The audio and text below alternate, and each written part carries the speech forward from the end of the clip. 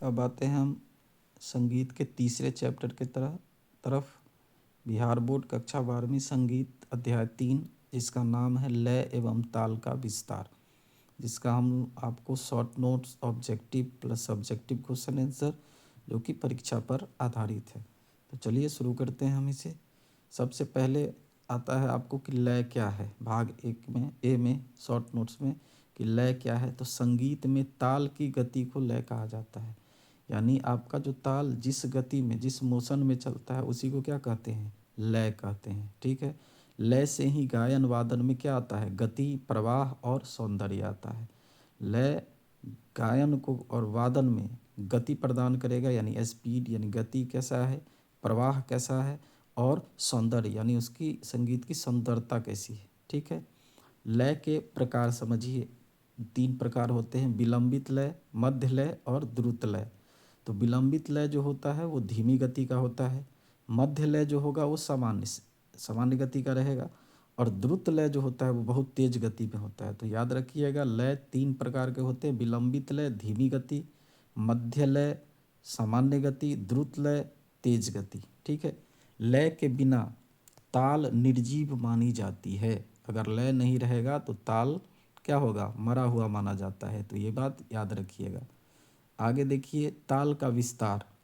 ताल समय की माप है, जैसा कि आप जानते हैं, जबकि लय उसकी गति है। मान लीजिए कितना समय और कितनी गति है, ये दोनों ताल और लय ही डिपेंड करता है। ठीक है। तो ताल समय की माप बताता है, जबकि लय उसकी गति बताता है। ताल मात्रा, विभाग और आवर्तन से बनती है। अगर ताल बनेगी तो उसमें उसकी मात्रा, उसका विभाग और आवर्तन तीनों रहेगा ही रहेगा। ठीक है। ताल के मुख्य अंग को समझिए, संक्षेप में ही समझा रहे।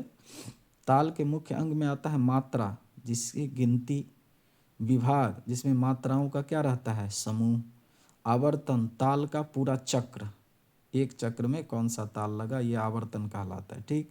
सम मतलब पहली मात्रा, ताली खाली मतलब ताल का संकेत। ठीक है ना। आप देखते होंगे कभी कभी जब कोरस होता रहता है तो एक आदमी हाथ से इशारा करता है, वही ताली खाली वाली है, कि ताल का संकेत करता रहता है वो सबको, बजाने वाले को। ठीक है। तो ये है ताल के मुख्य अंग। कौन कौन, मात्रा, विभाग, आवर्तन, सम और ताली। जिसे मात्रा में गिनती आ जाती है, विभाग में मात्राओं का समूह आ जाता है, आवर्तन में ताल का पूरा चक्र आ जाता है, सम में पहली मात्रा आती है और ताली खाली में ताल का संकेत आ जाता है। ठीक है। तो यही है ताल का विस्तार। आगे देखिए, प्रमुख तालों का परिचय आप समझिए, जिसमें 3 ताल, जिसमें मात्राएं कितनी लगती है, 16, दादरा जिसमें 6, कहरवा जिसमें 8, झपताल जिसमें 10 और रूपक में 7। इसमें से कुछ पहले भी सेकंड अध्याय में बताए थे आपको, दूसरे अध्याय में, और कुछ ऐसे इसमें आ गया है, जैसे रूपक 7 आ जाता है। तो समझ लीजिएगा कि ताल, जैसे 3 ताल में आपको मात्रा पूछ देगी कि 3 ताल में कितनी मात्राएं होती है, लिखिए 16। ठीक है। दादरा में 6, कहरवा में 8, झपताल में 10, रूपक में 7। अब परीक्षा में तालों की मात्रा अभ्यस्त पूछी जाती है, हम नीचे नोटेड में लिख दिए हैं। तो ये याद रखिएगा, मात्रा पूछ देगा, समझ रहे हैं, पूछना ही पूछना है उसे। पूछ देगा आपको कि कहरवा ताल में कितनी मात्राएं होती है, तो 8 ऑब्जेक्टिव में पूछ देगा। ठीक है। चलिए आगे देखिए, लय और ताल का संबंध कैसा है। तो ताल जो होता है वो ढांचा, और लय क्या होती है, गति। दोनों मिलकर संगीत को क्या बना देता है, लयबद्ध बनाते हैं। ठीक है। अब ताल लेंगे तो किसी भी संगीत का ढांचा बनाएगा, स्केलेटन बना देता है, यानी कैसा रहेगा वो संगीत, और लय उसकी गति प्रदान कर देती है, और दोनों मिल जाता है संगीत को क्या बना देता है, लयबद्ध बनाते हैं। तो लय और ताल में यही संबंध है। अब आपको हम ऑब्जेक्टिव बता रहे हैं 10। तो पहला ऑब्जेक्टिव है, ताल की गति को क्या कहते हैं, तो लय कहते हैं।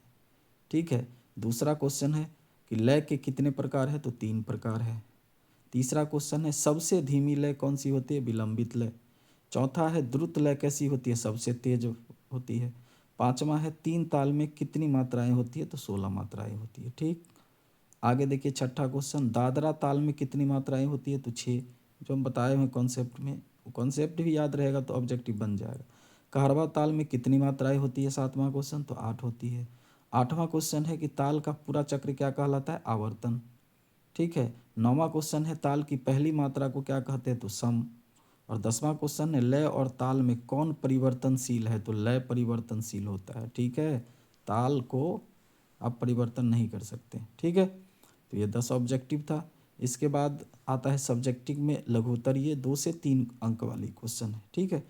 तो पहला आएगा लय की परिभाषा दीजिए, तो आप आराम से दे दीजिएगा कि संगीत में ताल की गति को लय कहते हैं, लय से गायन और वादन में प्रवाह आता है, ठीक है। दूसरा क्वेश्चन है लय के प्रकार लिखिए, तो लय 3 प्रकार की होती है जो कि बताए हैं, विलंबित, मध्य और द्रुत, ठीक है। तीसरा क्वेश्चन पूछ देगा आपसे कि आवर्तन क्या है, तो ताल की मात्राओं का पूरा चक्र क्या कहलाता है, आवर्तन कहलाता है, ठीक है। अब आएंगे चौथा क्वेश्चन लय और ताल में अंतर लिखिए, तो ताल समय की मात्रा है जबकि लय ताल की गति है, ठीक है। ताल समय की माप करता है कि कितने समय तक का ये संगीत को हम बढ़ा रहे हैं, जबकि लय क्या करता है, गति प्रदान करता है, ठीक है। ताल अस्थिर रहती है याद रखिएगा, लेकिन लय क्या होगी, बदलती रहेगी, ठीक। अब दीर्घोत्तरीय जो 5 से 6 अंकों में आएगा, आप अपने मन से भी लिखेंगे, इसको केवल समझना है, ये याद रहा तो रहा, नहीं तो समझ के आप अपने मन से भी लिख सकते हैं। भारतीय संगीत में लय का महत्व स्पष्ट कीजिए कि लय क्यों जरूरी है भारतीय संगीत में, तो लय भारतीय संगीत का क्या माना जाता है, प्राण तत्व है। लय के बिना ताल और स्वर निर्जीव हो जाते हैं। लय से संगीत में गति, संतुलन और आकर्षण आता है। गायन एवं वादन की क्या होती है, सुंदरता बढ़ जाती है। ये सब किस पे डिपेंड करता है, लय पर ही निर्भर करता है, ठीक है। और इसको विस्तार से अपने मन से लिख दीजिएगा, ठीक। छठा क्वेश्चन पूछ सकता है आपसे दीर्घोत्तरीय में, प्रमुख तालों का संक्षिप्त वर्णन करें, तो भारतीय संगीत में कई ताल प्रचलित है, जिसमें 3 ताल 16 मात्रा, दादरा 6 मात्रा, कहरवा 8 मात्रा, झपताल 10 मात्रा प्रमुख है। ये सब प्रमुख है, ताल तो बहुत है अगर आप बात करेंगे तो, ठीक है। तो इन तालों का प्रयोग गायन एवं वादन दोनों में क्या किया जाता है, ठीक है। 7वां क्वेश्चन आएगा लय और ताल के पारस्परिक संबंध को स्पष्ट कीजिए कि दोनों में संबंध कैसा है लय और ताल में, तो इसका उत्तर आप लिखिए कि ताल संगीत का ढांचा है और लय उसकी क्या है, गति। ताल बिना लय के अस्थिर, लय जो है अस्थिर होती है, ठीक है, जबकि लय ताल में प्राण भरती है।